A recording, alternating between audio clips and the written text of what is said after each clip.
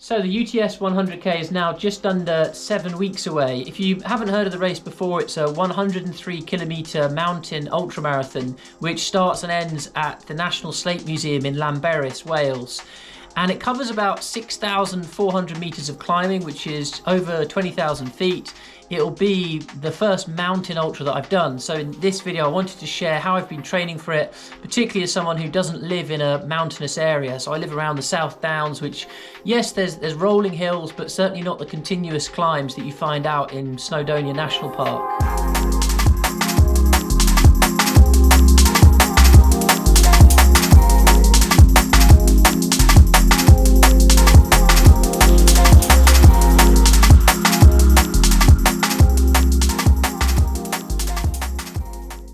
So a couple of general things about my training plan. Firstly, it's 19 weeks in total. It started on the 1st of January after a bit of a cutback month in December and enjoying some time off over Christmas. I'm following a model called periodization, which basically divides up your training cycle into different blocks.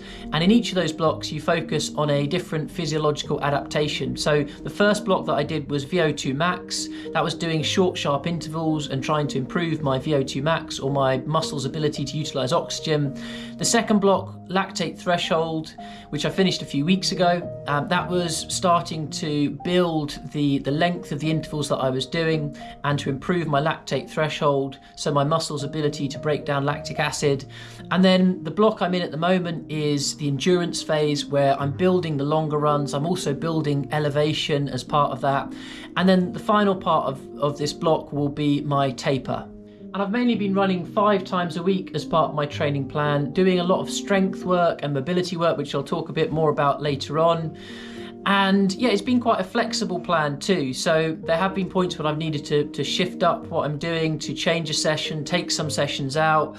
And it's also not a perfect plan. So, in that VO2 max block, the first one that I talked about, I actually did a backyard ultra at the end of it, which is probably not the best thing to be doing when you are training for short, sharp intervals. But it was a race I wanted to do. My friend was putting it on, so I kind of cut back on the speed that week, did the backyard, ended up running about 100K with 8,000 feet of climbing. So it was a very good way to kind of build elevation in there into my training.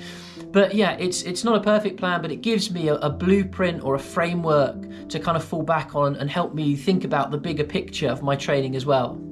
So in terms of recording my training, I've been using my Coros Apex Pro, which I get on with really well. It's a really good, durable watch, amazing battery life, nice features on it too. So all of my sessions, my strength work, my mobility, my running, I put on there, which then goes on to Strava. But more recently, I've also been using a physical journal to record my training too.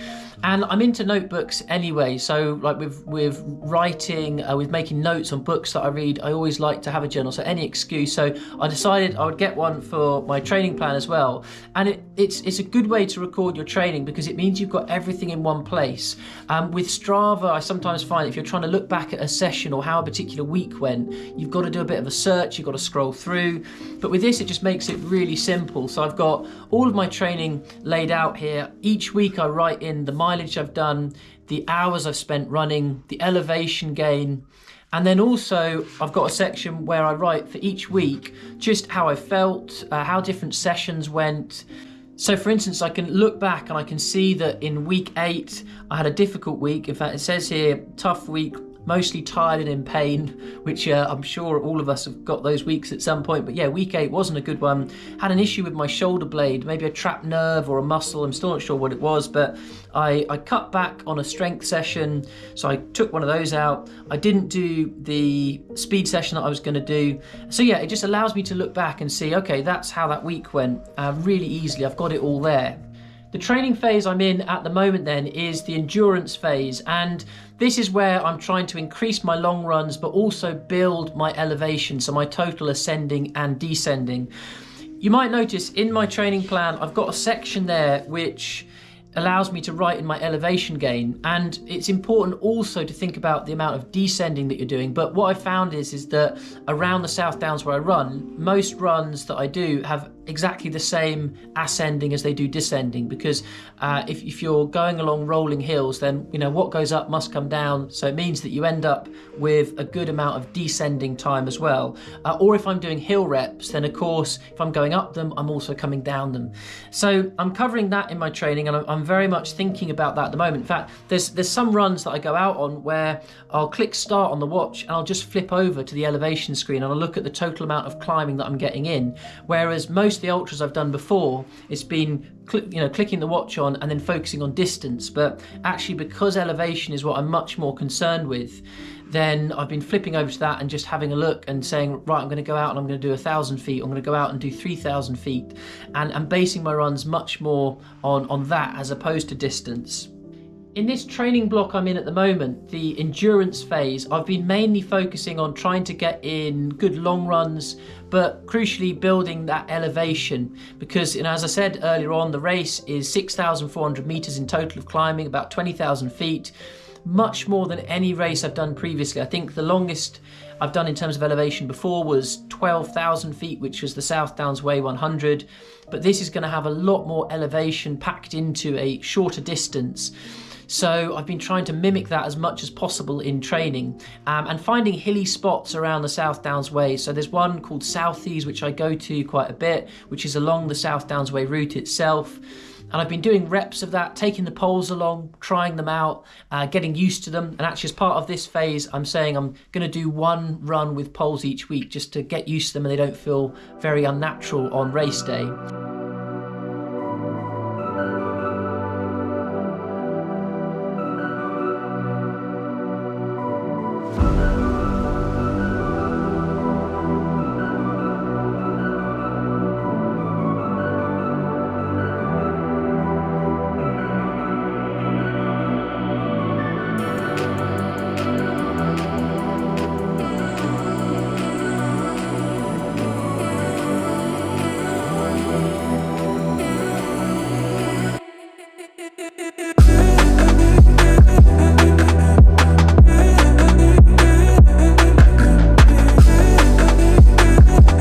So I've come out to Southease for this session where I'm trying to get in some elevation, and Southease is about 25 minutes on the train from Brighton, so it's not on my doorstep but not far away. And the benefit of being here is that it's got one of the longest climbs around this part of the South Downs, so it's about 520 feet or so, which in comparison to Snowdon of course is nothing. Snowdon's about 6 times that, but you've got to get in your elevation where you can, so that's why I've come here. I'm on my second rep at the moment, just heading back down.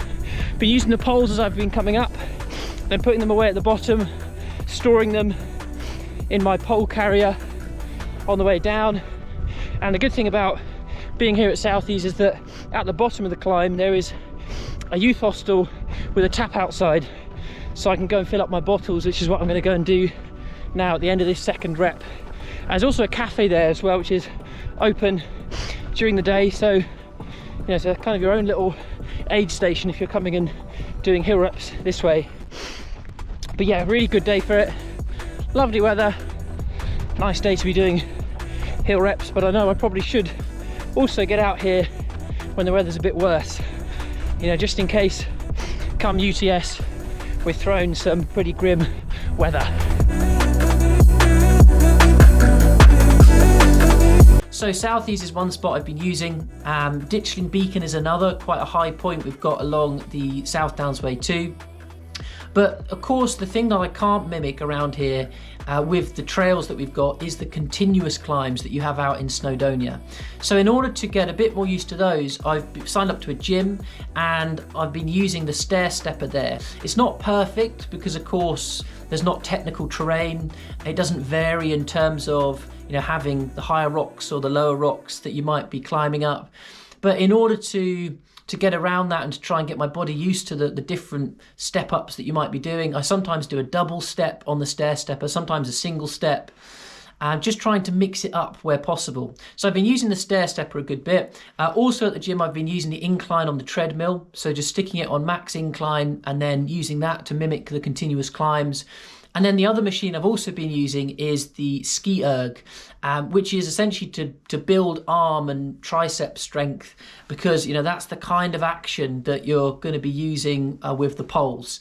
So I've been trying to mix it up. Hopefully, Carla and I will also get out to the mountains. So I mentioned in my last video, Carla, my partner, signed up to the 25K. So she's also trying to get some mountain training in. And we're hoping that before race day in 7 weeks' time, we might be able to get a quick trip out to the mountains so we can at least have some experience of running in them before we end up there for race day. And I'd say overall that my training has been a lot more varied when it comes to this training cycle. Before, when I'm training for other ultras, it was just going out, doing my long runs, doing my shorter runs, doing a little bit of speed work. But this has been much more varied. I've done more strength training, more time at the gym, and a lot of mobility work. So I tend to do that 4 or 5 times a week. Not really long mobility sessions, but just 10-15 minutes. I often do them in front of the TV in the evening, and I found that's really helped, because as you're upping the mileage, as you're upping the elevation, then you can sometimes feel quite tight, particularly in the hips, the glutes. But that mobility work just really helps loosen things up and helps with recovery as well. So I found that really has made a difference. So thanks for watching, everyone. Hope you found the video useful. I'll put up here the last video that I did in this training series for the UTS100K, which was Carla and I going out to recce the UTS route. Any questions, do pop them in the comments below, and I'll see you all in the next one.